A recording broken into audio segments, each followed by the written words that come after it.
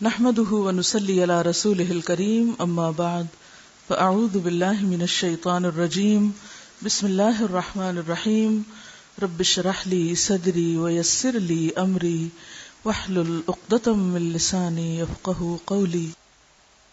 آپ صلی اللہ علیہ وسلم کا لباس، کیا جانتے ہیں آپ کے لباس کے بارے میں؟ کیا تصویر آتی ہے آپ کے ذہن میں رسول اللہ صلی اللہ علیہ وسلم کی؟ کیا پہنتے تھے آپ؟ جبہ پہنتے تھے اور تیبند باندھتے تھے اور صرف سفید کپڑے پہنتے تھے؟ بالکل سفید کپڑے پہنتے تھے. اچھا چلیے دیکھ لیتے ہیں. میں نے صرف اس لیے آپ سے یہ سوال کیا ہے کہ آپ سوچئے کہ کتنا جانتے ہیں آپ کے بارے میں، اور جو نئی باتیں آج آپ کو پتہ چلیں گی انشاءاللہ اس سے آپ کی جو تصور ہے اس میں تھوڑی ہلچل ہوگی، اور پھر اس کے بعد آپ ایک نئے تصور کے ساتھ آپ کو دیکھیں گے. سر پر امامہ یا امامہ یا امامہ؟ مجھے یہی پتا تھا. او ای امامہ. سر پر امامہ کبھی ٹوپی کے ساتھ ہوتا تھا، کبھی بغیر ٹوپی کے، اور کبھی کبھی صرف ٹوپی پہنتے تھے. امامہ کا شملہ، شملہ کیا ہوتا ہے؟ جو کپڑا لٹکتا ہے اینڈ پہ، عموماً شانوں کے درمیان پشت پر رہتا تھا، پچھلی سائڈ پر، جیسے جہاں آپ کی چٹیا ہوتی ہے. اب یہ نہ سمجھیے کہ میں نے آپ کے امامے کو چٹیا بنا دیا، اللہ کے واسطے، کیونکہ سمجھانے کے لیے ایک بات بتائی جاتی ہے اور اس کو آپ اصل کے ساتھ لگا دیتے ہیں. کیونکہ اگر میں آپ کو 10 دفعہ بھی سمجھاؤں گی نا کہ پشت پر، تو کچھ لوگوں کو پشت کا معنی نہیں آتا ہوگا، کچھ کو درمیان کا شاید معنی نہ آئے، وہ اتنی کھچڑی پکی ہوئی انگریزی اردو وغیرہ کی. تو سینٹر میں یعنی دو کندھوں کے بیچ کے جو جگہ ہے وہاں پر رہتا تھا عموماً. جیسا کہ امام مسلم نے عامر بن عبداللہ کی حدیث روایت کی ہے کہ میں نے رسول اللہ صلی اللہ علیہ وسلم کو منبر پر اس حال میں دیکھا کہ سیاہ امامہ سر پر تھا اور اس کا شملہ پشت پر. لیکن جابر بن عبداللہ کی حدیث میں شملہ کا ذکر نہیں ہے. دوسری حدیث میں، دوسری روایت میں صرف اس قدر ہے کہ آن حضرت صلی اللہ علیہ وسلم مکہ میں سیاہ امامہ باندھے داخل ہوئے. ٹھیک ہے، اس سے معلوم ہوا کہ شملہ ہمیشہ نہیں چھوڑتے تھے، یعنی ہمیشہ وہ لٹکاتے نہیں تھے. جسم مبارک پر کرتا ہوتا، کرتا جو نہایت پسند خاطر تھا. اس کی آستینیں صرف ہاتھ کے گھٹنوں تک ہوتی تھی، یعنی ہاتھ اس میں نہیں چھپتے تھے، اس سے آگے نہیں جاتی تھی. تنگ آستینوں اور چھوٹے دامنوں کا جبہ، تنگ آستینوں یعنی آستین بہت کھلی نہیں ہوتی تھی بلکہ مناسب ہوتی تھی. چھوٹے دامن کا جبہ یعنی کرتے کے اوپر جبہ پہنتے نا، تو بعض اوقات وہ لانگ ہوتا تھا اور بعض اوقات شارٹ بھی. قبا، تیبند، چادر اور بعض دوسرے قسم کے لباس بھی استعمال فرمائے. اب ذہن میں کچھ آیا؟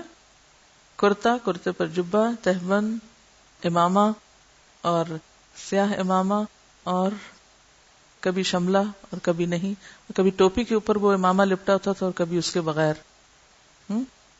تہبند، چادر اور بعض دوسرے قسم کے لباس بھی استعمال فرمائے. حلہ سرخ بھی پہنا ہے. حلہ 2 کپڑوں سے مرکب ہوتا ہے، تہبند اور چادر. سرخ سے یہ مطلب نہیں کہ لال رنگ کا ہوتا، بلکہ حلہ یمانی نام ہی ایسے کپڑے کا تھا جو سرخ اور سیاہ دھاگوں کو ملا کے بنایا جاتا. اس کا رنگ اگرچہ سرخ نہ ہوتا، یعنی دیکھنے میں آپ دیکھیے اگر سرخ اور سیاہ کو ملا کے مکس کر کے بنے تو وہ بالکل ریڈ نہیں نظر آتا، لیکن کہلاتا سرخ تھا، اس کا نام سرخ تھا. خالص سرخ رنگ کا کپڑا پہننے کو آپ نے منع فرمایا ہے. پیورلی ریڈ کپڑا مردوں کے لیے منع ہے. حتیٰ کہ گھوڑے پر سرخ رنگ کا زین رکھنے سے بھی روکا ہے. زین کیا ہوتی ہے؟ گھوڑے کی اوپر جو رکھتے سیٹ، وہ اوپر کاٹھی سی نہیں ہوتی، نیچے بھی آئی ہوئی تو پھر پاؤں اس پر رکھ کے اوپر چڑھتے ہیں. ابو داؤد نے عبداللہ بن عمر کی روایت نقل کی ہے کہ آن حضرت صلی اللہ علیہ وسلم نے انہیں اصفر سے ہلکا رنگا ہوا کپڑا پہنے دیکھا. اصفر کس کو کہتے ہیں؟ زرد کو. زرد سے ہلکا یعنی لائٹ، یعنی ہلکا زرد کہہ لیجئے. تو فرمایا یہ تو نے کیسا کپڑا پہنا ہوا ہے؟ یعنی ہلکے پیلے رنگ کا کپڑا دیکھ کے فرمایا یہ کس قسم کا رنگ ہے؟ عبداللہ کہتے ہیں میں سمجھ گیا کہ آپ کو پسند نہیں آیا. صرف آپ نے یہ نہیں کہا یہ نہ پہنو، بلکہ کیا فرمایا، یہ کس قسم کا رنگ ہے، یہ کیسا کپڑا ہے. چنانچہ فوراً گھر آیا، تنور جل رہا تھا، میں نے کپڑا اسی میں جھونک دیا. آپ دیکھیے کہ اطاعت کا درجہ، آپ دیکھیں اطاعت کا درجہ دیکھیں، محبت کو دیکھیں، اتباع کو دیکھیں. ہمارے جیسے تو کہتے کہ کیوں یہ منع ہے، آخر اس کی کیا وجہ ہے کہ منع ہے، اور آپ کیوں ناپسند کر رہے ہیں، کوئی اس کی دلیل ہے؟ عبداللہ کہتے ہیں میں سمجھ گیا کہ آپ نے ناپسند فرمایا ہے، چنانچہ فوراً گھر آیا، تنور جل رہا تھا، میں نے کپڑا اسی میں جھونک دیا. پھر جب دوسرے دن حاضر ہوا تو فرمانے لگے عبداللہ کپڑے کی کیا خبر ہے، یعنی آج نہیں تم نے وہ پہنا. میں نے واقعہ بیان کر دیا. فرمانے لگے اپنی بیوی کو کیوں نہ دے دیا، عورتوں کے لیے اس کے پہننے میں کوئی حرج نہیں. اس سے کیا بات پتہ چلتی کہ مردوں اور عورتوں کے لباس کے جو رنگ ہیں ان میں فرق ہے. فرق اس اعتبار سے ہے کہ کچھ رنگ عورتوں کے لیے جائز ہیں، مردوں کے لیے ناجائز ہیں، لیکن مردوں کے لیے جتنے رنگ جائز ہیں وہ سب عورتوں کے لیے بھی جائز ہیں. سیاہ رنگ کا کپڑا بھی پہنا ہے، فروا بھی جس کے کناروں پر، یعنی پوستین جس کے کناروں پر ریشمی گوٹ لگی تھی، وہ بھی پہنا. آپ نے کبھی امام کعبہ کو ٹیلی ویژن پر دیکھا ہو، نماز پڑھاتے ہوئے اوپر ایک کپڑا پہنا ہوتا، اس کے کناروں پر وہ ایک ریشمی پٹی یا سٹرپ ہوتی تھی، تو اس کی اجازت ہے. جیسا کہ امام احمد اور ابو داؤد نے روایت کیا. خف کہتے ہیں چرمی موزے. چرم کس کو کہتے ہیں؟ لیدر ساکس یا لیدر کے موزے، اور جوتا پہنا ہے. صحیح مسلم میں اسما بنت ابی بکر سے روایت ہے کہ انہوں نے ایک طیالسی خسروانی جو کپڑے کی ایک قسم ہے اس کا جبہ نکالا جو دیباج کی طرح نرم تھا، یعنی بہت لائٹ اور بہت نرم تھا، جس میں ریشمی گوٹ لگی ہوئی تھی. پھر فرمایا یہ رسول اللہ صلی اللہ علیہ وسلم کا جبہ ہے، یعنی خوبصورت ڈریس تھا. وہ حضرت عائشہ کے پاس تھا، ان کے انتقال پر میں نے لے لیا، آپ اسے پہنا کرتے تھے. ٹھیک ہے، یہ کس نے لے لیا؟ اسما نے. آپ کا کرتا سوت کا ہوتا، نہیں کاٹن کا، طول میں کم اور آستینیں تنگ اور چھوٹی ہوتی تھی. یہ لمبی چوڑی تھیلوں کی طرح کشادہ آستینیں نہ تو کبھی رسول اللہ صلی اللہ علیہ وسلم کے لباس میں ہوئی نہ کسی صحابی کے. آج کل بعض عربوں کو آپ دیکھیں گے نا کہ وہ بہت بڑی بڑی کھلی شرٹس کی آگے سے بازو پہنتے ہیں، تو یہ آپ کی سنت نہیں ہے. اب ہم ان کو یہ دیکھ کے اپنا لیں کہ وہ عرب پہنتے ہیں تو ہم بھی پہن لیں، تو یہ درست نہیں ہوگا. ویسے اگر آپ کے کلچر میں ہے کچھ گرمی زیادہ لگتی ہے اور زیادہ ہوا کے لیے آپ نے بازو زیادہ کھلے کر دی تو اور بات ہے، مگر اس کو نیکی اور دین سمجھ کے پہننا درست نہ ہوگا. اور ویسے بھی ہر چیز اعتدال میں ہونی چاہیے، اعتدال سے باہر کچھ بھی درست نہیں، ناپسندیدہ ہے. اور ایسا لباس صحابہ بھی نہیں پہنتے تھے. ان کا استعمال قطعاً خلاف سنت بلکہ جواز میں بھی شبہ ہے، کیونکہ وہ اس لباس میں سے ہے جس سے غرور پیدا ہوتا ہے. تو لباس قیمتی بھی ہو سکتا ہے، لباس خوبصورت بھی ہو سکتا ہے، لباس میں ڈیزائن بھی ہو سکتا ہے، لیکن جس چیز سے منع کیا گیا ہے وہ کیا؟ غرور اور تکبر، کہ ایسا نہ پہنے کہ جس کو پہن کر آپ کے اندر ایک غرور آئے.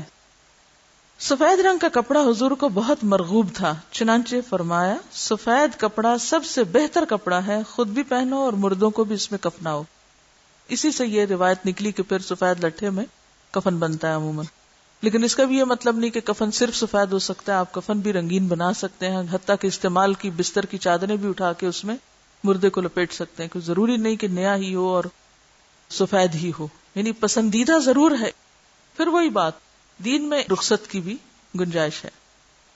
لباس کے بارے میں آپ کی سنت یہ تھی کہ جس قسم کا کپڑا میسر آ جاتا پہن لیتے، کسی خاص صنف پر اصرار نہ تھا. اس سے کیا پتہ چلتا ہے؟ صرف ایک خاص مخصوص ڈیزائن کے لباس کو ہی دینی لباس نہ کہا جائے.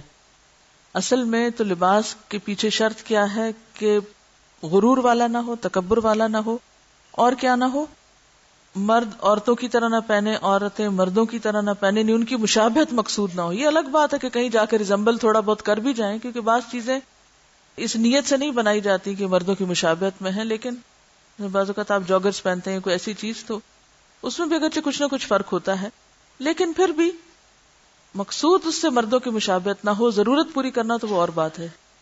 اور دوسری بات یہ کہ لباس کے معاملے میں کوئی ایسا کوڈ ہمیں نہیں دیا گیا کہ جس سے یہ پتا چلے کہ یہ لباس اسلامی لباس اور یہ لباس غیر اسلامی لباس ہے. یہ اسلامی اور غیر اسلامی لباس کی بات نہیں، بات حدود اور شروط کی ہے. جس لباس میں بھی شریعت کی حدود یا تقاضے پورے ہوتے ہیں احکام کے، وہی جائز ہے. ٹھیک ہے. چنانچہ اونی، سوتی، کتانی ہر قسم کے کپڑے پہنتے. ہاں ریشم نہیں پہنتے تھے، ریشم منع ہے، الا یہ کہ کوئی خاص عذر مانے ہوتا تو اجتناب کرتے. مثلا ایک مرتبہ حضرت عائشہ نے آپ کے لیے اونی جبہ تیار کر دیا، آپ نے پہن لیا، لیکن جب پسینہ نکلا اور اون میں بدبو پیدا ہوئی تو فوراً اتار دیا، کیونکہ آپ کو یہ چیز ناگوار تھی. آپ اچھے سے اچھا کپڑا بھی استعمال کرتے اور معمولی سے معمولی بھی. اس سے کیا پتہ چلتا ہے کہ جہاں مخصوص ڈیزائن نہیں، مخصوص رنگ نہیں سوائے جن کو ناپسند کیا، جہاں کپڑے کا جو ٹیکسچر ہے یا جو کپڑے کی اوریجن ہے اس میں سوائے ریشم کے باقی چیزوں میں فرق نہیں کیا گیا، تو وہاں قیمت کا بھی کوئی تعین نہیں کیا گیا. لباس کو آپ مختلف طریقے سے آپ کس طرح ڈسکرائب کریں گے کہ لباس کیسا ہونا چاہیے؟ مثلا لباس کو آپ جب ڈسکرائب کریں گے تو آپ کیا کہیں گے؟ یعنی کس چیز سے بنا ہے؟ ٹھیک ہے نا، سوتی ہے یا سنتھیٹک ہے یا کون سا ہے، کس رنگ کا ہے، کس قیمت کا ہے، اور کیا دیکھتے ہیں آپ؟ دیکھیں یہ میں حکم نہیں پوچھ رہی، کپڑے کی پہچان کس طرح کریں گے آپ شریعت کے حکم بھی چھوڑیے، سب کچھ چھوڑیے، آپ خالی ذہن سے بازار گئے، دکان پہ کپڑا خریدنے لگے ہیں، کیا کیا دیکھتے ہیں؟ ٹیکسچر دیکھتے ہیں، دھاگا دیکھتے ہیں، اور رنگ دیکھتے ہیں، اور قیمت دیکھتے ہیں، یہی چیزیں دیکھتے ہیں. ٹھیک ہے نا. ابھی آپ کپڑا خرید رہے ہیں، ابھی بنا نہیں ہے، آپ بننے کے بعد ہے کام پہ بھی چلے گئے، سٹیپ بائی سٹیپ سوچا کریں. ٹھیک ہے. آپ بازار گئے، آپ کو کپڑا لینا ہے، شاید ہی آپ میں سے کوئی جس نے کبھی جا کے کپڑا نہ خریدا ہو. اب آپ دیکھیں بازار گئے تو آپ نے کپڑا جب لینا تو دکاندار کو آپ کیا کہتے ہیں؟ مجھے کیا دکھاؤ؟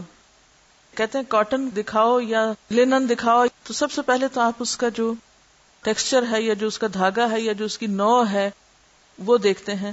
پھر اس کے بعد آپ دیکھتے ہیں رنگ کیا ہے، ڈیزائن کیا ہے، دیکھتے ہیں نا. پھر آپ دیکھتے ہیں قیمت کیا ہے. اب ان تینوں چیزوں کے بارے میں شریعت کیا کہتی ہے؟ سب سے پہلے کاٹن ہے، سوتی ہے، اونی ہے، سب جائز ہے سوائے ایک چیز کے، مردوں کے لیے ریشم منع ہے. ٹھیک ہے، فائن. دوسری چیز رنگ، عورتوں کے لیے کوئی قید نہیں، جو مرضی رنگ لیں. مردوں کے لیے پیور سرخ اور زرد اور اس طرح کے رنگ منع ہے، یعنی جو جیسے اورنج کلر یا جو مخصوص عورتوں کے رنگ ہیں وہ مردوں کے لیے پسندیدہ نہیں. ٹھیک ہے. تیسری چیز ہے قیمت. کوئی متعین نہیں کی گئی کہ 100 روپے میٹر کا ہو یا 1000 روپے میٹر کا، ڈیپینڈ کرے گا کہ آپ کی ضرورت کیا ہے اور آپ کی جیب میں کتنا ہے. آپ اسراف تو نہیں کر رہے.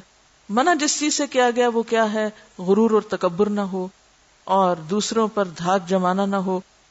جہاں تک آپ اپنی خوشی کے لیے، اپنے آپ کو کمفرٹیبل کرنے کے لیے کوئی چیز خریدتے ہیں اور آپ کی جیب اجازت دیتی ہے تو آپ کی قیمت کی کوئی حد بندی نہیں کی گئی کہ اتنی قیمت سے آگے نہیں آپ لے سکتے.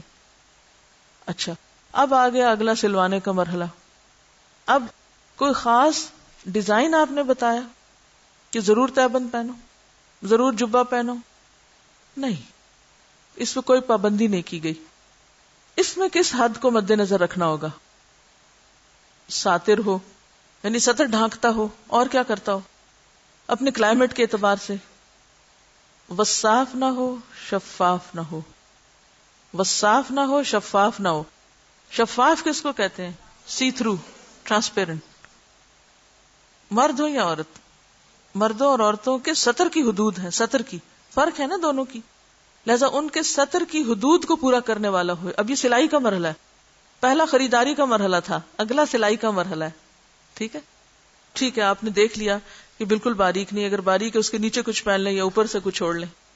عام طور پہ لون کے کپڑے کیا ہوتے ہیں؟ باریک ہوتے ہیں، گرمی ہے، ضرورت ہے، بعض اوقات ملتے ہی نہیں، آپ ڈھونڈ ڈھونڈ کے بھی ایسے رنگ نہیں ملتے، تو آپ پھر اس کے لیے یا تو اوپر سے دوپٹہ اس طرح اوڑھ لیتے ہیں یا پھر نیچے سے کچھ پہن لیتے ہیں کہ آپ کا جسم نہیں جل کے جو سطر کی حدود ہے وہ نہ ٹوٹے. ٹھیک ہے. دوسری شرط کیا ہے؟ وصاف نہ ہو. وصاف، وصاف کیا ہوتا ہے؟ جس سے وصف بیان ہو. کیسے؟ کہ وہ اتنا ٹائٹ نہ ہو، اتنا ٹائٹ نہ ہو کہ جس سے کیا نہ دکھے؟ Figure, shape.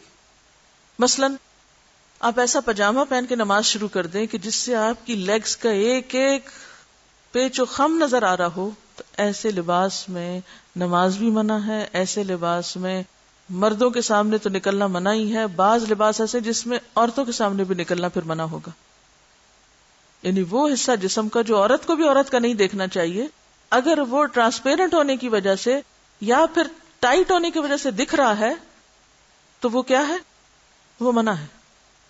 واضح؟ اب یہ نہیں کہا گیا کہ عورت پجامہ نہ پہنے، یہ کہیں نہیں لکھا ہوا. ہاں، مردوں کی مشابہت والا نہ پہنے، یا پھر ایسا ٹائٹ نہ پہنے کہ جس سے ٹانگیں نظر آ رہی ہیں، یا پھر عام حالات میں تو نہیں پتہ چلی، آپ نماز پڑھ رہے ہیں تو آپ کا پورا وجود جو ہے وہ کھل کے سامنے آ رہا ہے، آپ کا سب کچھ ظاہر ہو رہا ہے، تو یہ درست نہیں ہوگا. ہاں، اگر آپ کو تھوڑا اس طرح ضرورت کے تحت، کیونکہ بعض ممالک میں بہت سردی ہوتی ہے، موسم ایسا ہوتا ہے، یا وہاں ملتے ہی نہیں دوسرے کپڑے. اب آپ دیکھیں کہ ہمارے جو پاکستانی لوگ ہیں بعض اوقات یہاں سے سلوا کے وہاں لے جاتے ہیں. اب کچھ سال تو یہ سلسلہ چلے گا، کچھ وہاں سینے سلانے کے، لیکن ایک وقت آئے گا اگلی جنریشنز کو سینے والے بھی شاید نہ ملے. اس طرح جب ایک طویل عرصہ گزر جاتا ہے تو انسان اسی کلچر کے لباس اور اس میں گم ہو جاتا ہے. شریعت نے کہیں روک نہیں ڈالی کہ تم نہ گم ہو، ہاں اپنی حدود نہیں چھوڑ سکتے. رنگ اور اس کا جو ڈیزائن ہے وہ ایسا نہ ہو کہ جس سے تمہارا جسم جھلکے یا نمایاں ہو. ٹھیک ہے، سلائی ہو گئی.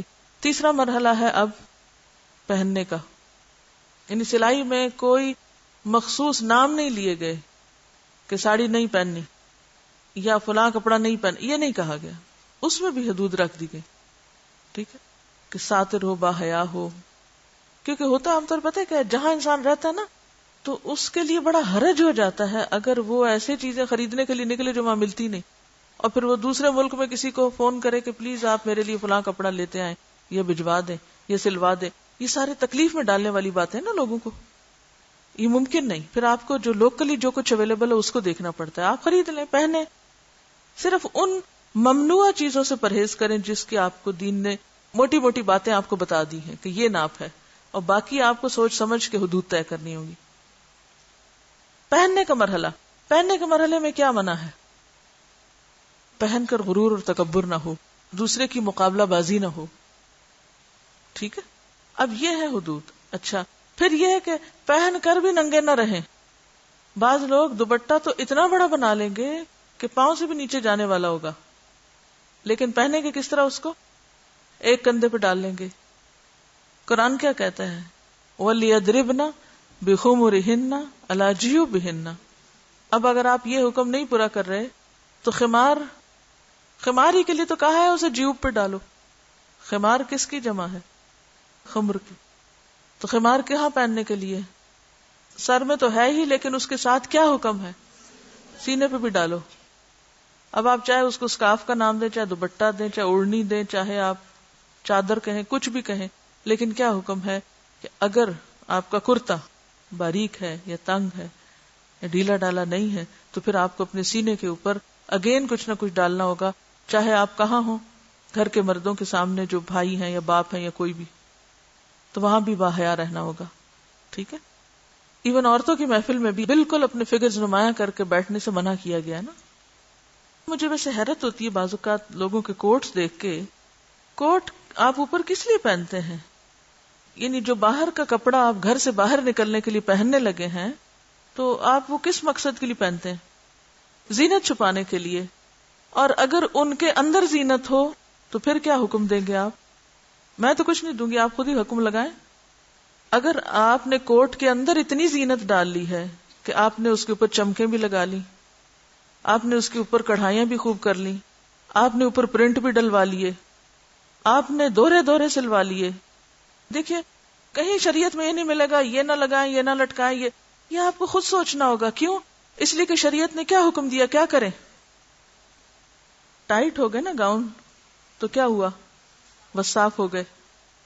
ٹھیک ہے، سوچئے تھوڑی دیر اس پر، آپ اختلاف کیجئے، ڈس ایگری کیجئے دلیل کے ساتھ، کہ آپ گاؤن پہن رہے ہیں کس مقصد کے لیے؟ زینت چھپانے یا دکھانے کے لیے؟ پھر آپ نے اس کو خود زینت والا بنا لیا. کیونکہ ہماری ڈیمانڈ، دیکھیں بزنس ویسے ہوتے ہیں جیسے ہماری ڈیمانڈ ہوتی.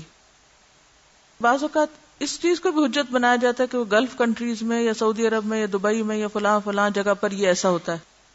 پھر میں آپ سے ایک بات پوچھوں گی، علمی انداز گفتگو کا کیا ہے کہ ہم دلیل گلف سے لیں، حرم سے لیں یا کتاب و سنت سے؟ کتاب و سنت کیا کہتی ہے؟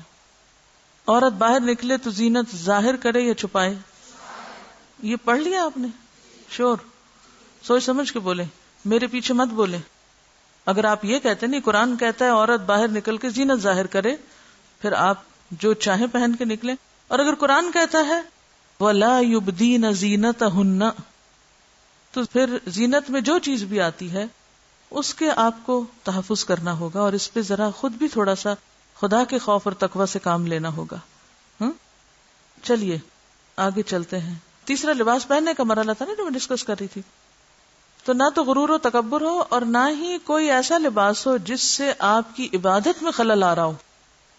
تو ایسا لباس جس سے نماز میں خلل آئے، ایسا لباس جس سے بعض اوقات ایسے باریک دوپٹے یا اسکارف اوڑھتے ہیں کہ جس سے دھوپ میں چلنے سے پوری گردن، بالیاں والیاں، وہ ساری اندر کی زینت جو ہے وہ ٹرانسپیرنٹ ہو کے نظر آنے لگتی. تو اس کا بھی کیئرفل. بعض لوگ چادر تو اتنی لمبی لے لیتے ہیں لیکن آدھا سر نظر آ رہا ہوتا ہے. مجھے کبھی سمجھ نہیں آئی کہ کس قسم کی چادر اوڑھ رہے ہیں کہ جس میں سر دکھائی دے رہا ہے اور چادر پاؤں کے نیچے جا رہی ہے. بعض لوگوں کو دیکھا کہ وہ منہ کور کر رہے ہوتے ہیں اور اوپر سے بال آدھے دکھائی دے رہے ہوتے ہیں. میں کبھی سوچتی ہوں یاد تو انہیں فیل نہیں ہو رہا. بعض اوقات ایسا ہوتا ہے جس سر سے دوپٹہ ہوتا ہے جو پتہ ہی نہیں چلتا. لیکن اگر آپ کو کوئی ایسا کرتا دکھائی دے رہا ہے تو آپ کو کیا کرنا چاہیے؟ دیکھو دیکھو دیکھو دیکھو کیا ہو رہا ہے. ہم عام طور پہ دوسروں کو منع بھی کرتے تو اتنا ڈرا دھمکا کے منع کرتے. دیکھیں آپ ایک اشارہ کر سکتے ہیں. میں جب کسی کو دیکھتی ہوں تو اس کو اپنا دوپٹہ تھوڑا سا کھینچ کے ایسے بتا دیتی ہوں اپنے پہ لے کے. یا اگر کسی کا گلا نظر آ رہا ہے قریب سے گزر رہا ہے تو، ورنہ صرف اپنے پہ ڈال دیں اس کو کہنے کی بجائے. کیونکہ ہم سب ایک دوسرے کے لیے مددگار ہیں نا، اور خیر خواہی کا جذبہ. تو کیا آپ ایک دوسرے کو اجازت دیں گے کہ وہ آپ کو آپ کے گاؤن یا آپ کی کسی چیز کے بارے میں بتا سکے؟ ہو سکتا ہے آپ کا دل آپ کو نہ بتا سکے، دوسرا بتایا آپ کو. اچھا ایک اور مشکل پتہ کیا آتی ہے؟ بعض اوقات لوگ ایسے گفٹ لا کے رکھ دیتے ہیں. اب وہ سمجھ نہیں آتی خود پہنے کسی کو دیں. کسی کو دیں گے تو وہ کہے گا جی فلاں نے دیا تھا اور وہ بہت دین پڑے ہوئے ہیں لہذا یہ سب جائز ہے. اس طرح بھی ہوتا ہے نا بعض اوقات. تو یہ ایک بڑی مشکل ہے. بعض اوقات اسکارف کو اتنی پنیں لگا لی جاتی ہیں، اتنا لپیٹ دیا جاتا ہے کہ وہ خمار جہاں اوڑھا جانا چاہیے تھا سینے پہ وہ وہاں سے اڑ جاتا ہے، وہ سینہ ہی چھوڑ دیتا ہے اور وہ بالکل سر کے اوپر ایک الگ تاج بن جاتا ہے. تو خدا کے لیے اپنی آنکھیں کھول کے اپنے آپ کو ڈریس اپ کیا کریں کہ جس سے شریعت کی حدود پوری ہو. جب کوئی ایسا گفٹ دے تو اس کے کچھ اور بنا لے.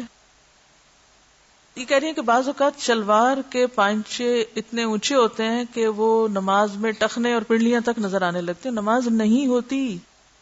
تھک رہے ہیں آپ، محنت کر رہے ہیں غلط اور ساتھ نماز ضائع کر رہے ہیں.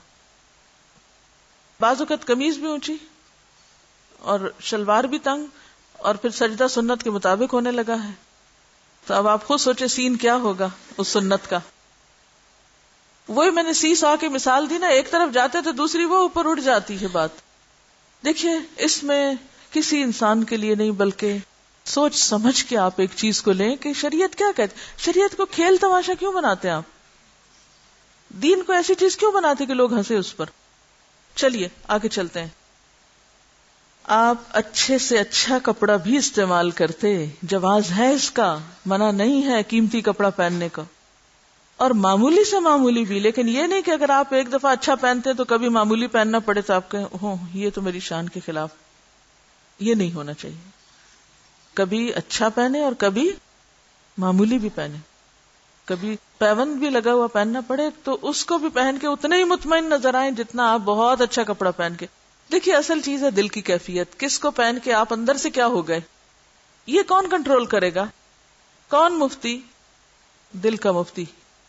تو جب تک آپ اپنے ساتھ سچے نہیں ہوتے، اور یہ آتا ہے صرف اللہ کی معرفت سے، جتنا جتنا اللہ سے تعلق مضبوط ہوتا جاتا ہے اتنا اتنا آپ کے سامنے آئینہ نظر آنے لگتا ہے آپ کو. چلیے حتیٰ کہ پیوند لگا کر بھی کپڑا پہن لیتے. ابو داؤد میں عبداللہ بن عباس کی روایت ہے کہ میں نے آن حضرت صلی اللہ علیہ وسلم کے جسم مبارک پر بہتر سے بہتر لباس دیکھا ہے. اسی لیے میں نے شروع میں پوچھا تھا کہ آپ کے خیال میں آپ کیا پہنتے تھے. پس جو لوگ زہد اور عبادت کے خیال سے اچھے کپڑے اور اچھے کھانے کو منع کرتے ہیں، یا جو لوگ موٹے جھوٹے کھانے اور کپڑے کو غرور سے ناپسند کرتے ہیں، دونوں کے دونوں سنت نبی سے منحرف ہیں، دونوں منحرف ہیں۔ سنت نبی میں ہر بات اعتدال پر مبنی ہے، افراط اور تفریط کا وہاں گزر نہیں۔ اسی بنا پر علماء سلف نے حد سے زیادہ قیمتی اور حد سے زیادہ معمولی کپڑے کے استعمال کو ناپسند کیا ہے۔ یعنی قیمتی پہن سکتے ہیں، معمولی پہن سکتے ہیں، لیکن حد سے زیادہ قیمتی اور حد سے زیادہ معمولی دونوں ناپسند کیے گئے، کیونکہ دونوں لباس شہرت میں داخل ہیں۔ ابن عمر کی حدیث میں آیا ہے کہ رسول اللہ صلی اللہ علیہ وسلم نے فرمایا، جو کوئی دنیا میں لباس شہرت اختیار کرے گا، اور لباس شہرت کیا ہے؟ ہر وہ لباس جو نظروں کو متوجہ کرنے والا، دلوں پہ اثر ڈالنے والا، صاحب لباس کے لیے عظمت و بزرگی قائم کرنے والا، خواہ یہ لباس دنیا داروں کا ہو یا مذہبی پیشواؤں کا، کیونکہ بعض اوقات صرف دنیا دار لوگ یہ نمائش نہیں کرتے، مذہبی رہنما اور پیشوا بھی کرتے ہیں۔ اس وقت جو لباس صوفیوں اور پرانے مولویوں میں رائج ہے، یہ مترجم کے الفاظ ہیں، وہ بھی لباس شہرت میں داخل ہے، کیونکہ اس میں وہ تمام باتیں پائی جاتی ہیں جو شہرت میں آ جاتی ہیں۔ یعنی کسی ایک مخصوص لباس کے ساتھ آپ پہچانے جائیں اور آپ اس سے نمایاں کریں اپنے آپ کو، تو یہ نیت درست نہیں۔ حدیث میں آتا ہے، جو کوئی دنیا میں لباس شہرت اختیار کرے گا، آخرت میں خدا اسے ذلت و خواری کا لباس پہنائے گا، جس کے شعلوں میں وہ دوزخ کے اندر جھلسے گا۔ صحیحین میں فرمایا، جس کسی نے غرور سے اپنے لباس کے دامن دراز کیے، غرور سے، قیامت کے دن خدا اس کی طرف دیکھے گا بھی نہیں۔ وہ 3 لوگ آتے ہیں نا جن کی طرف اللہ تعالیٰ دیکھے گا بھی نہیں، ان میں سے ایک تکبر سے اپنا کپڑا لٹکانے والا۔ فرشی لہنگے بالکل آئیں گے لٹکانے والے کپڑوں میں، اور وہ اس میں کو پہن کے خاص قسم کا ایٹیٹیوڈ بھی ہوتا ہے۔ سطر کے لیے تو ہم نہیں پہنتے، کہ اگر ہمیں کہا جائے نماز میں پاؤں ڈھانکو، لمبا کرو اس کو، تو ہم کہیں گے یہ کیا بات ہوئی، اتنی مشقت میں ڈال دیا ہے۔ اس بارے میں کوئی خاص اصول نہیں بنایا جا سکتا، مختلف حالات میں مختلف لباس مناسب ہوتا ہے، چنانچہ شہرت اور تکبر کے خیال سے ادنا درجے کا لباس بھی مذموم ہوتا ہے، یعنی شہرت کی خاطر گھٹیا لباس بھی مذموم ہے کہ آپ دوسروں میں نیک پہچانے جائیں، میرے اندر بہت عاجزی ہے، میں اس وجہ سے قیمتی کپڑا نہیں پہنتی۔ تو یہ جو نیت ہے نا، یہ بھی دکھاوے کی ہے، پھر آپ اپنی عاجزی دکھا رہے ہیں۔ جہاں وہ چیزیں دکھانا منع ہے، وہاں اپنی عاجزی کا اظہار کر کر کے دکھانا بھی منع ہے، یہ بھی ناپسندیدہ ہے۔ اور نارمل انسان رہیں، نیچرل رہیں۔ اور اعلیٰ سے اعلیٰ لباس بھی حمد و شکر کی نیت سے محمود ہو جاتا ہے، لیکن اس باب میں ہم صحیح مسلم کی اس حدیث کو اصل قرار دے سکتے ہیں، جس میں ہے کہ رسول اللہ صلی اللہ علیہ وسلم نے فرمایا، جس کسی کے دل میں ایک ذرہ بھی غرور ہوگا، ذرہ بھی، رائی کے دانے برابر کی بات بھی آتی ہے، وہ جنت میں داخل نہ ہوگا، اور جس کے دل میں ایک ذرہ بھی ایمان ہوگا وہ جہنم میں نہ جائے گا۔ اس پر ایک شخص نے عرض کی، یا رسول اللہ، میری خواہش یہی ہوتی ہے کہ میرا کپڑا اچھا ہو، جوتا اچھا ہو، کیا یہ بھی غرور ہے؟ کیا اس میں پکڑ ہوگی؟ فرمایا نہیں، اللہ جمیل ہے، جمال کو پسند کرتا ہے۔ غرور حق کا ٹھکرانا، یعنی ایک صحیح بات پتا چل جائے تو انسان ایگو کا مسئلہ بنا کے اس کو نہ لے کہ نہیں میں اس پہ بات نہیں کرنا چاہتا، میں اسے قبول نہیں کرنا چاہتا۔ یہ بعض اوقات بہت کچھ پڑھنے کے بعد اور زیادہ آ جاتی ہے۔ تو ہمیشہ انسان کو حق کی تلاش میں اور حق کے قبول کرنے میں دیر نہیں لگانی چاہیے۔ غرور حق کا ٹھکرانا ہے اور مخلوق کی تحقیر ہے، یعنی لوگوں کو حقیر سمجھنا غرور ہے اصل میں، کہ آپ نے تو اچھے پہن لیے تو اب آپ دوسروں کو کسی خاطر میں نہ لائیں۔ اچھا یہ کیسے پتہ چلتا ہے؟ ذرا اپنا جائزہ لیں۔ علامت بتاؤں یا آپ بتائیں گے مجھے؟ اپنے آپ کو کیسے جج کریں گے؟ کیسے پتہ چلے گا کہ آپ نے خود اچھا پہنا ہوا ہے تو اب آپ کسی دوسرے کو حقیر نہیں سمجھ رہے؟ اس کی پہچان کیسے ہوگی؟ کس چیز سے پتہ چلے گا؟ ایک تو یہ ہے کہ خود اچھے پہنا ہوا ہو تو دوسروں کو جج کرتے رہے کہ انہوں نے کیا پہنا ہوا ہے، اور پھر صرف اتنا نہیں بلکہ آگے بڑھ کے اس سے تو خوشی سے ملے جس کا لباس اچھا ہے، اور جس بیچارے کو ڈھنگ کا لباس نہیں پہننا آتا اس سے آپ ملنے سے بھی ذرا ہچکچائیں اور پرہیز کریں۔ لباس کی بنا پر چال میں بھی فرق آ جاتا ہے۔ اگر آپ یہ سنیں نا، جو رحمان کے بندے ہیں، وعباد الرحمن الذین، پہلی صفت اللہ کے پیارے بندوں کی، یمشون علی الارض ہونا، دوسرے مذاہب کی مشابہت جنرلی چیزوں میں منع ہے. ایسے خاص لباس جو کسی مذہب کی نمائندگی کرتے ہوں. مثلاً آپ دیکھیے کہ جو مذہبی علامتیں ہوں. دیکھیے ایک ہے کسی خاص علاقے کے لوگ وہ لباس پہنتے اور اس علاقے کا مذہب ایک خاص ہے، لیکن وہ لباس مذہب کی علامت کے طور پہ نہیں پہنتے. سمجھ آ گئی یہ بات؟ جیسے جیوز کے ہاں جو ٹوپی ہوتی ہے اس کا سائز چھوٹا ہوتا ہے اور عموماً صرف اتنے حصے میں پیچھے کر کے آتا ہے. تو اب آپ اپنی ٹوپی چھوڑ کے کہیں کہ مجھے یہ زیادہ کنوینئنٹ لگتی ہے تو میں اس کو پہن لوں، تو یہ پھر آپ کو سوچنا پڑے گا کہ یہ ان کا مذہبی علامت بھی ہے ایک طرح سے. ٹھیک ہے؟ تو کسی اور مذہب کی جو مذہب کی علامتیں ہیں یا اس خاص ریلیجن کی جو سمبلز ہیں ان کو اوائڈ کرنا چاہیے، کیونکہ اس سے ہمیں منع کیا گیا. یہ کیوں منع کیا گیا ہے کہ ان سے ہم اوائڈ کریں؟ کیا فرق پڑتا ہے؟ کیونکہ لباس انسان کی شخصیت پر اثر انداز ہوتا ہے، سوچ پر بھی اثر انداز ہوتا ہے. جب آپ کسی خاص طرح کا لباس پہننے لگتے ہیں تو آپ کی فیلنگ بھی ویسی ہونے لگتی ہے، پہچان بھی ہے. کبھی ایسا ہوا کہ مختلف طرح کے لباس پہن کے آپ کی اندر کی فیلنگ بدلی ہو؟ بدلی ہے کبھی؟ میرے خیال ہے روز بدلتی ہیں. یہ کبھی کبھی کی بات نہیں ہے. نہ صرف یہ کہ خود اپنی بدلتی ہیں بلکہ دیکھنے والوں کی بھی بدل جاتی ہیں کہ نہیں. اسی لیے جب آپ سکارف میں کسی کو دکھائی دیتے رہتے ہیں اور کسی دن آپ دوپٹہ لے کے سامنے جاتے ہیں تو پہچانے نہیں جاتے. پھر پہننے میں اور بھی چیزیں آئیں گی، جیسے صاف ستھرا ہو، دھلا ہوا ہو اور معقول ہو کہ جس کو دیکھ کر بے وقوف آپ پر ہنسے نہیں اور عقل مند آپ کو بے وقوف نہ سمجھے. اس امت کو دوسروں کے اوپر حق کی گواہی دینی ہے، ان کو لیڈ کرنا ایک طرح سے. تو یہ نہیں کہ آپ ان کے پیچھے چل پڑیں. چلیے اتنا ہی کافی ہے. وآخر دعوانا ان الحمد للہ رب العالمین. سبحانک اللہم وبحمدک نشہد ان لا الہ الا انت نستغفرک ونتوب الیک.